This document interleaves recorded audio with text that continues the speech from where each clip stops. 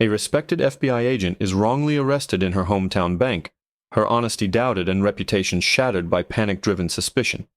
Manager Linda Greer and clerk Jerry Matthews become unwitting antagonists, letting anxiety and routine override fairness, transforming a routine day into a humiliating ordeal. But Abigail Collins refuses to break, using her training and composure to flip the narrative and expose the truth. Discover how justice triumphs and witness the unforgettable moment when dignity wins in this gripping, real-life drama. Abigail Collins began her morning in the quiet sanctuary of her apartment, where disciplined habits shaped every moment. She rose before sunrise, brewed strong coffee, and reviewed intelligence updates for her ongoing investigations. Abigail's reflections were tinged with satisfaction. She had just received a bonus check, a rare acknowledgement for months of diligence in undercover operations. Today's agenda seemed refreshingly mundane. A simple trip to a neighborhood bank to deposit the reward, followed by a full day of casework at the FBI field office. Dressed in a navy blue suit and polished shoes, Abigail exuded a calm professionalism. She drove through city streets flickering with headlights, absorbing a sense of safety she cherished about her community. At red lights, she noticed pedestrians bundled against the early chill and briefly pondered how her work, often invisible, helped protect these strangers from unseen threats. Arriving at the bank, she found herself appreciating small comforts: the old-fashioned stone facade, the familiar colors of corporate branding above the door, and even the cheerful greeting from the doorman, Mr. Bernard.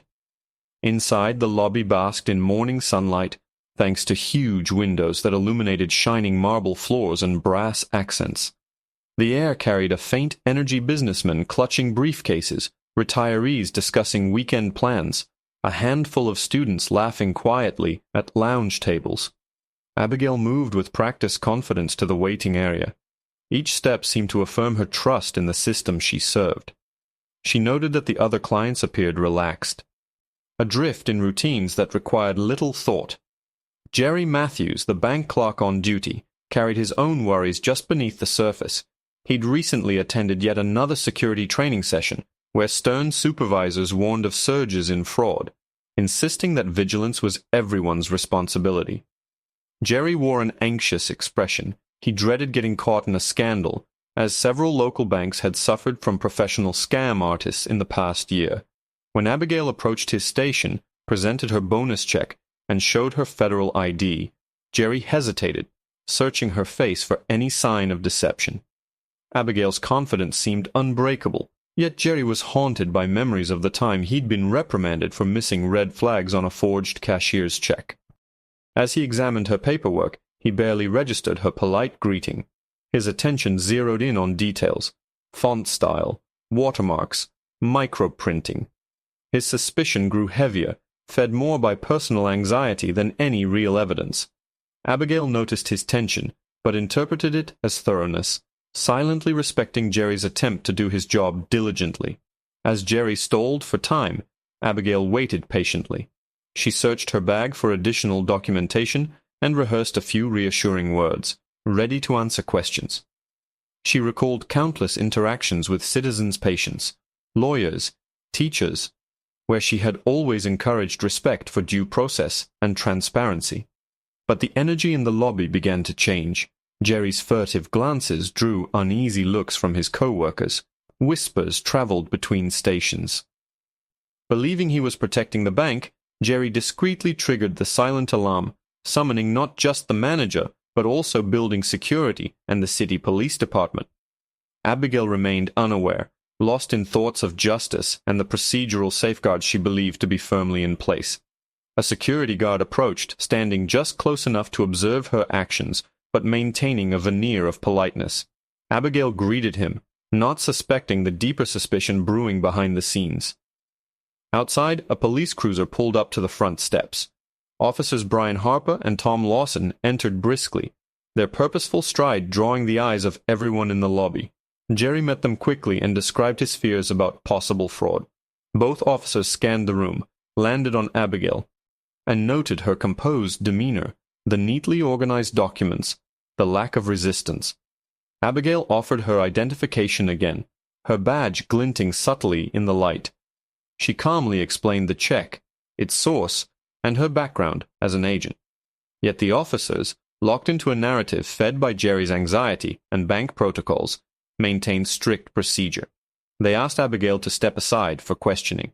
Customers watched with growing interest, exchanging speculative glances, some openly filming the scene with their phones. Abigail's composure began to work against her. Her refusal to panic made her appear detached. Her steady answers seemed rehearsed to those predisposed to suspicion. She felt an ironic twist. The system she worked tirelessly to strengthen now refused her the benefit of the doubt. Each request for patience tested her resolve. Every whispered accusation deepened her awareness of the humiliating spotlight fixed on her.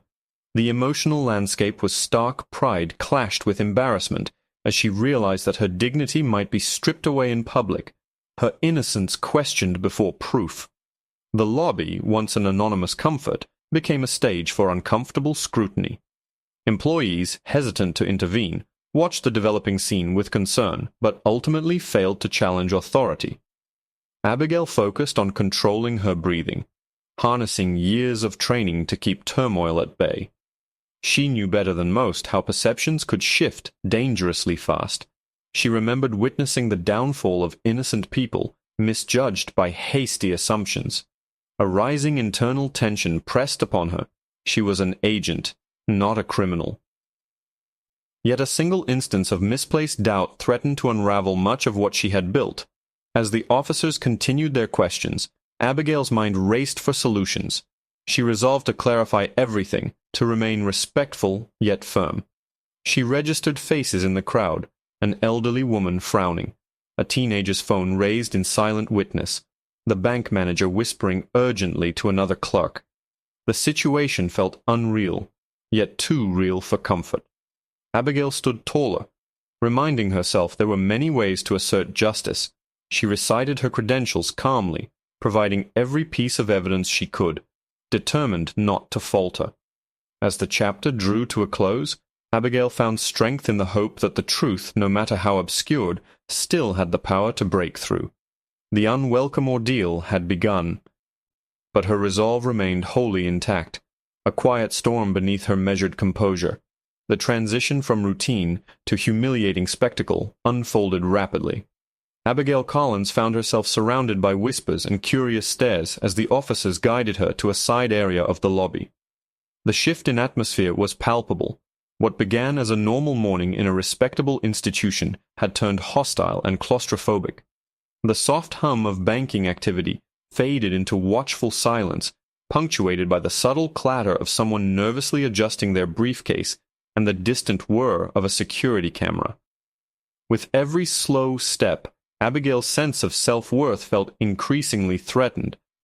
The officers maintained professionalism, but their skepticism was clear in their clipped instructions and the way they kept glancing at Jerry Matthews, who nervously watched the situation from behind his desk. Abigail's FBI credentials, presented multiple times, only seemed to deepen suspicion rather than resolve it. She tried again to explain the origin of her check, the context of her bonus. Every detail offered was just another thread woven into the uncertainty hanging above her. The lobby's tension grew thicker as customers whispered speculatively, casting glances filled with doubt or curiosity. Mothers gathered children closer, students gossiped in low tones, and business professionals paused conversations to watch. Phones appeared in careful hands. No one wanted to miss the unfolding scene. Abigail felt the sting of humiliation as her flawless record and years of dedicated service to justice seemed to fade beneath the collective assumption of wrongdoing. While officers continued their questioning, the bank manager, Linda Greer, arrived. She approached with a mixture of concern and caution, aware that any intervention could cause embarrassment for the bank, but also damage Abigail's reputation if the situation escalated. She reviewed documents and, trying not to alarm the crowd, quietly conferred with Jerry. Despite her own hesitation, Linda's priority was procedure. Her uncertainty fed the atmosphere rather than calmed it. Outside, onlookers pressed against the glass, faces illuminated by morning sunlight and anticipation. News of the incident spread quickly, carried by messages and shared videos to friends and colleagues. Inside, Abigail remained composed but could feel her resolve tested by the cold weight of public scrutiny. Every whispered comment and sidelong glance echoed through her mind, intensifying the experience. Abigail's thoughts darted through memories of her toughest cases' surveillance operations, tense moments in courtrooms, the respect given to her judgment and fairness. Yet now, standing in the bank lobby, she felt more exposed than ever. The realization that her integrity was subject to the fleeting prejudices of strangers cut deep.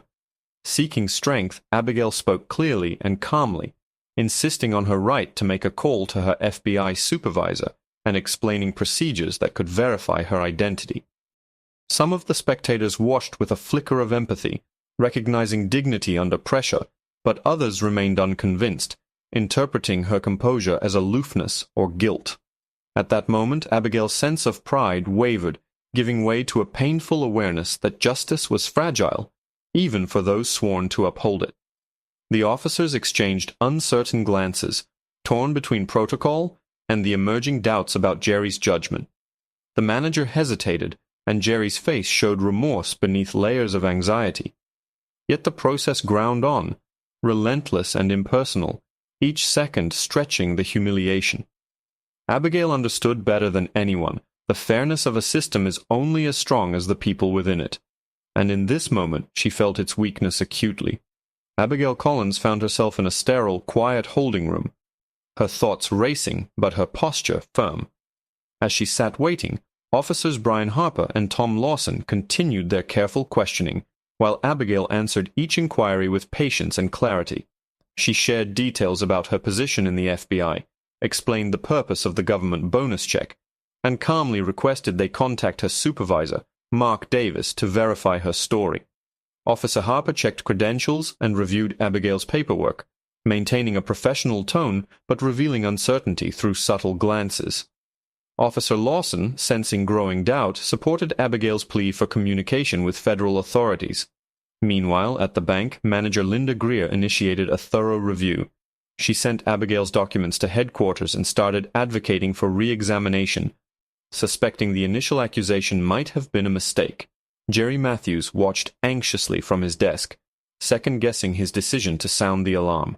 As the minutes stretched on, Abigail's professional demeanor and cascade of supporting evidence swayed both officers and bank staff. Mark Davis, Abigail's supervisor, took their call and confirmed her credentials with clear authority, explaining the bonus and vouching for her honesty. Harper and Lawson listened carefully, processing each detail as tension began to dissolve. Linda received confirmation from headquarters and breathed a quiet sigh of relief. She apologized to Abigail, recognizing the ordeal her staff had caused. Harper offered a formal apology as well, and Jerry, still uneasy, managed a quiet expression of regret. Abigail's ability to stay composed throughout had a noticeable effect. Everyone present reconsidered the consequences of hasty judgments. The resolution did not erase the discomfort, but it reinforced the lesson that dignity and fairness must be protected, especially in moments of uncertainty. Abigail left the scene with her reputation restored and a renewed sense of responsibility, determined to ensure that others would never have to endure the same ordeal. Abigail Collins waited in a small, brightly lit room, her nerves taut but her resolve unbroken. Officer Harper reviewed her credentials again, quietly discussing the situation with Tom Lawson, who now admitted his uncertainty about the arrest. Abigail answered questions with calm precision, providing details about her position at the FBI and the origins of her bonus check, insisting they contact her supervisor for confirmation. Meanwhile, at the bank, manager Linda Greer pushed for clarity, forwarding the documents to headquarters and questioning Jerry Matthews about his judgment. Jerry, gripped by regret, watched as the situation spun beyond his control. Mark Davis, Abigail's supervisor, responded promptly, verifying Abigail's identity and the authenticity of the check. As the layers of evidence mounted, Harper's skepticism faded, and Lawson, reassured, apologized for the ordeal. Linda admitted her role in the misunderstanding, sharing her remorse with Abigail. Though the tension eased, the staff remained thoughtful, realizing how easily suspicion could escalate. Abigail accepted their apologies, her composure untouched. The experience deepened her commitment to fairness, and everyone present came away with a powerful reminder of the importance of thorough, empathetic judgment in any investigation. The hum of the city outside the bank was subdued as Abigail Collins finally stepped into the gentle daylight, leaving behind the tension and scrutiny of the morning. She felt relief, but the experience had stirred something deeper, a sense of duty to confront the uncomfortable fragility of fairness in settings where procedure and trust should prevail. Abigail's story was no longer just her own. Within hours, the details of what happened were circulating online, discussed by those who saw her resolve and composure under pressure. Inside the bank, manager Linda Greer initiated a full review of protocols, calling together staff for a frank discussion. She admitted the misjudgment and stressed the importance of measured thinking, even under stress. For Jerry Matthews, the morning became a moment of reflection. He was given feedback and support to learn from the incident, encouraged to never let anxiety override process. Linda herself pledged to foster an environment where every decision balanced safety with empathy. Abigail returned to her office where colleagues greeted her with concern and admiration.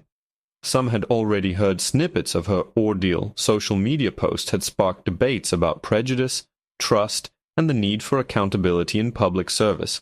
Abigail answered questions with honesty, sharing not only what happened but also how it felt when her integrity was challenged and restored. For her, the importance of navigating setbacks with humility and transparency outweighed the momentary sting of embarrassment. The officers who had questioned Abigail followed up with a formal acknowledgement of their error. Their department used the incident as a springboard for training on bias and careful investigation, hoping to prevent future mistakes. Media outlets reached out for comments. Abigail, ever professional, focused her message on teaching others that justice demands patience and the willingness to revisit assumptions before acting. The impact of Abigail's experience rippled beyond immediate circles. Bank clients asked for more clarity on fraud policies, and the institution reviewed its procedures to find better balances between vigilance and respect. Online, viewers debated the intersection of authority and personal dignity. Some inspired by Abigail's calm during adversity. Others moved to demand greater safeguards for those unjustly accused. Community leaders called public forums to discuss fairness in daily life, using the story not just to assign blame, but to identify real, lasting solutions. Abigail herself found the ordeal transforming. She invested extra effort into mentoring younger agents, teaching them to value both thoroughness and compassion. Her understanding of justice grew broader. She recognized that moments of crisis were as much about responding with empathy as they were about enforcing laws and following rules.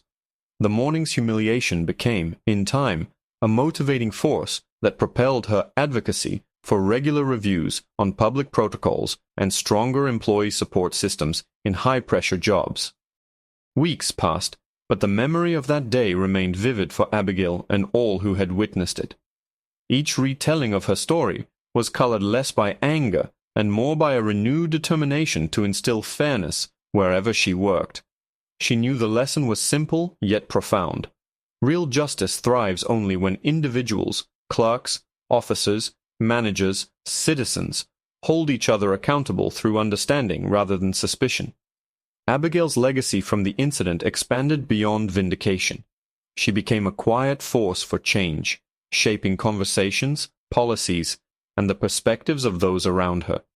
The event that might have broken her faith in public trust instead solidified her belief that dignity must be defended in every circumstance. Through this resolve, Abigail became an inspiration not only to her peers but to everyone who learned that even the strongest systems require vigilant stewardship, and as she had experienced firsthand, that true justice begins and ends with the people who uphold it.